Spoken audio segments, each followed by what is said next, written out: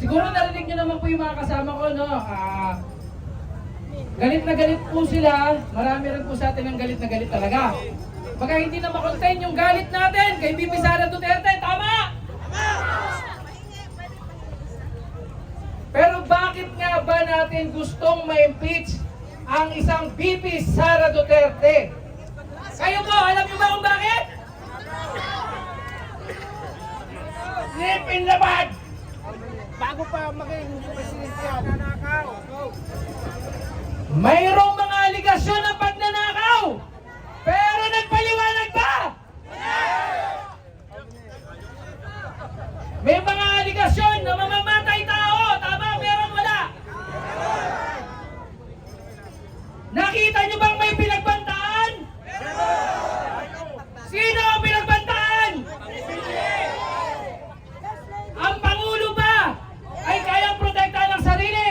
Oo, hindi. Kaya. Pero paano ang mga taong bayan? Gusto nyo bang may vice-presidente? Pagkalit sa inyo, papatayin na lang kayo. Gusto nyo ba yung ganun? Ako po, para sa kaalaman nyo, ang pamilya ko po talaga yung mga loyalista. Ako ay pro-PBBM din. Pero nang mabuo ang unit team, una ako napansin sa kampo ni VP Sara Duterte. Epe Gomoses, si Mami Peg. Oo, kasi alam nyo, kapos sila. Kapos sila sa mga nagmomobilize na may itsura. Tama o mali? Kaya ako'y tumulong noon ng buong puso. Kahit na kay dating Pangulong Digong, sukang-suka na ako. Sabi ko, iba itong anak. Kasi totoo naman nagpakita talaga na hindi siya basta-basta tumitiklob sa ama. At isa pa, talagang magagawa kong suportahan siya. Sino nakiusap? Ang Pangulong Bongbong Marcos Jr.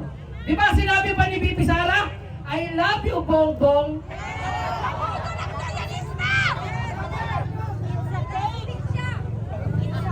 Pero ngayon, ang aming mga tinuligsa at ang mga tumiligsa din sa amin na mga kakamping, ay kakampi namin ngayon! Hindi perfecto si Bongbong Marcos! Hindi rin perfecto si Leni Robredo! Pero sana, talaga kayo ang mga masasamang tao! Ang yabang-yabang nyo sa social media. Agila.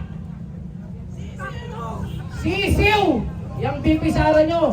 Kung makadrawing kayo, agila, bubulagin ang mga buhaya sa Kongreso. Kung talagang matapang si VP Sara Duterte, bakit di siya umarap? Isa siyang abogada, hindi ba?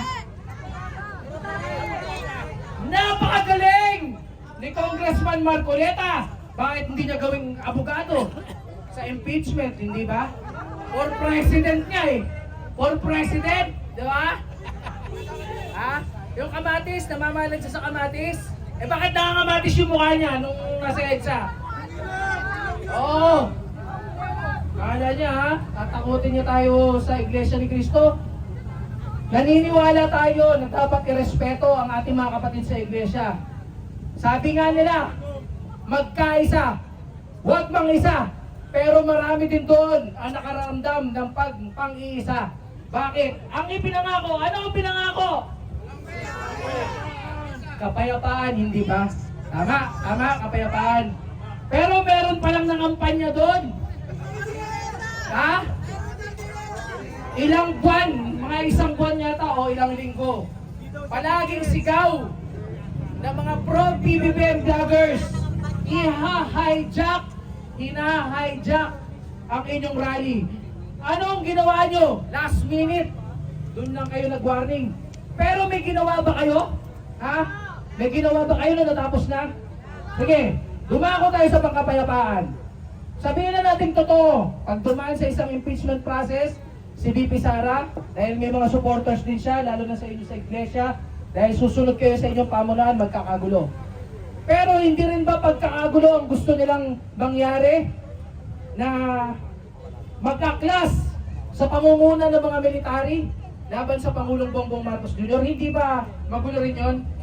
Pero umakyat pa sa entablado si Marcoleta at nangako bilang isang kandidato na malapit sa mga Duterte. Pinapangako ko, pakikiusapan ko sila na hindi na manggugulo, hindi na makikiusap sa mga militar. May narinig ba kayong ganon? Wala. Alam na alam nyo po, alam na alam din po namin. Maiingay ang mga pro-PBBM vloggers. Maiingay ang mga kakamping vloggers. Pero wala nang mas magulo pa sa mga DDS vloggers, tama? May nakita ba kayong ganitong mukha na nagbanta laban sa kanila? Meron? Oh, si Kap Dago, pinagbantaan kaming lahat. Papatayin daw kami. May namatay pa ba? Meron! Si amigo ng bayan, sabi nila, business related. Pwede nga naman, bakit nga naman hindi? Pero nasaan pa si amigo ng bayan? Hindi ba maganda Nasa Davao. na magkaroon din ng investigasyon doon ang hindi mga taga Davao? Tama o mali? Hindi po natin alam kung ano tunay nangyari. Pero mas maganda kung may mag-iimbestiga na hindi mga taga doon. Kasi kung merong posibilidad kahit na kaunti na ang isang tao na nagpapahayag ng kanyang damdamin laban sa isang politiko ay walang awang pinapatay ng ganun-ganun na lang. Sino ba ang lalaban para sa ating bayan? Diba? Matatakot ng lahat. Kaya dapat suportahan nyo ang aming panawagan. Impeach VP Sara Duterte now! Ito ay proseso. Hindi nangangahulugan na pag siya'y sumalang sa impeachment, siya ay matatanggal na. Siya ay pwedeng lumaban. Kaya ibigay niya pagkakataon sa kanyang sarili, lalong-lalo na sa harap ng milyong-milyong Pilipino na dapat ipakita niya kung siya'y inosente, siya'y maabsuelto, kung siya'y may kasalanan. VP Sara Duterte, impeach! Yun lamang po. Maraming salamat. Maraming salamat, Stephen Lee. So ngayon